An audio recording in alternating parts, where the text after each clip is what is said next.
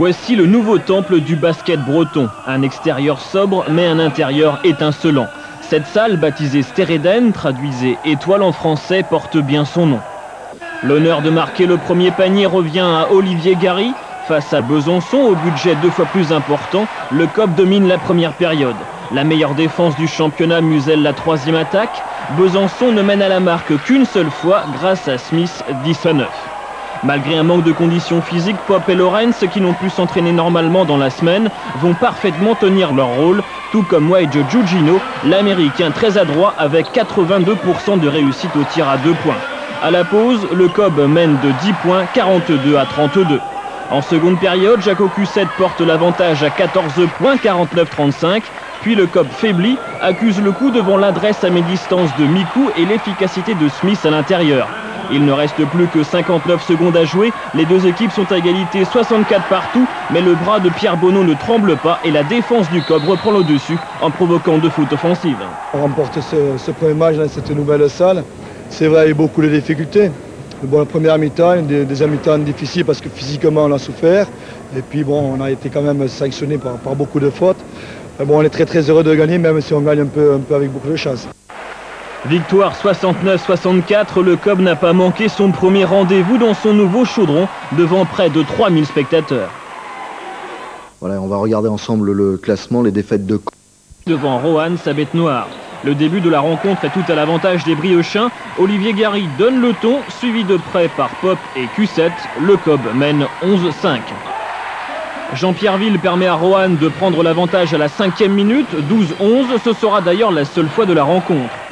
Car les cobistes réagissent et prennent le large, 20-12, grâce à ce panier à 3 points de Derrick Pop. Le public de la salle Stereden retrouve son équipe. Les affaires de Roanne sont bien mal engagées, d'autant que Jean-Paul Besson, blessé à l'épaule, doit quitter le parquet. Yannick Lemanac demande à ses joueurs de fermer le jeu intérieur des visiteurs. Message reçu avec la complicité des Roannais, très maladroits en première période, qui vont surtout tenter de déstabiliser les cobistes par la provocation.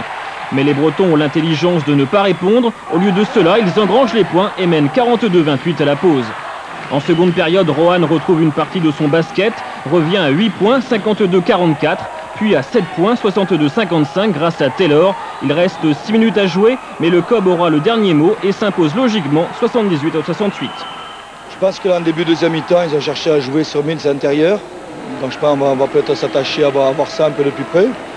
Et puis garder le même enthousiasme, essayer de régler un peu l'agressivité défensive de Taylor sur Lorenz, qui a pris 4 ou 5 ballons. Demain soir, la belle s'annonce passionnante et explosive. Le final de la Coupe de France contre Limoges, ça s'est terminé à 1 point près. Emmanuel Brice y était pour Canal, pour le journal du basket. C'était mardi soir. Regardez, l'occasion de découvrir également Saint-Brieuc avec des dirigeants qui font beaucoup. Saint-Brieuc est devenu le porte-parole du basket breton et espère faire bien plus encore à l'avenir. Retour sur ce quart de finale extraordinaire. Emmanuel Brice, je vous l'ai dit, y était pour le journal du basket qui est sur...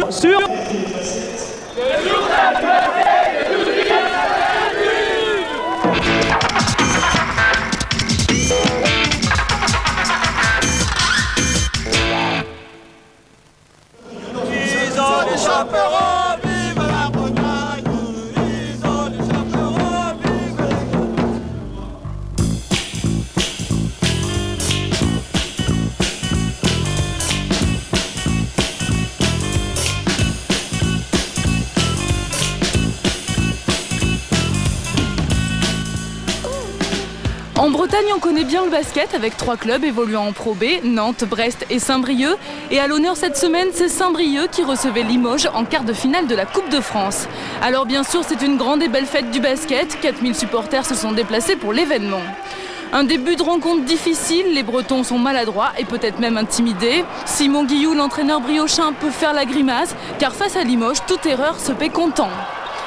Une première mi-temps donc quelque peu hésitante, mais à la pause Saint-Brieuc reste dans la course avec seulement 7 points de retard, soit 28-35 pour Limoges. Malolo, responsable du club des supporters, les Cobis de Saint-Brieuc redonnent du rythme et justement les Bretons retrouvent leur adresse avec notamment Cédric Miller du haut de ses 2,10 m qui inscrit 5 tirs à 3 points. Limoges prend l'eau avec 23-2 en 6 minutes. À la 32e minute de jeu, Saint-Brieuc mène de 11 points. Stéréden, la salle bretonne est en effervescence. Vous me direz, il y a de quoi. Les Briochins s'accrochent, mais Limoges est revenu au score.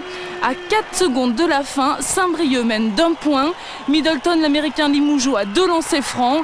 C'est réussi. Alors la seule solution pour Sydney Pope est de prendre un tir rapidement, mais ça ne rentre pas. Saint-Brieuc s'incline donc d'1 point, 71-72. Du beau spectacle, une équipe enthousiaste. Mais au fait, c'est quoi votre secret? On a un mot-clé, c'est ensemble. Je crois que c'est le mot copain prédomine dans cette équipe de Saint-Brieuc. On est très copains, on fait tout le temps des conneries ensemble, on bosse ensemble et on marche tous dans le même sens. De jouer ensemble, c'est important pour nous. Parce qu'on communique, on n'a pas besoin de se parler pour se comprendre maintenant. Au-delà du basket, il y a de la complicité d'hommes qui règne. Et ils prennent plaisir à s'entraîner, ils prennent plaisir à jouer ensemble. Et c'est ce qui fait actuellement une de nos forces par rapport aux autres équipes dans le championnat de Pro B. Saint-Brieuc est actuellement 6e au classement de la Pro B. Une belle équipe entourée de dirigeants motivés qui n'a qu'un but, monter en Pro A le plus vite possible.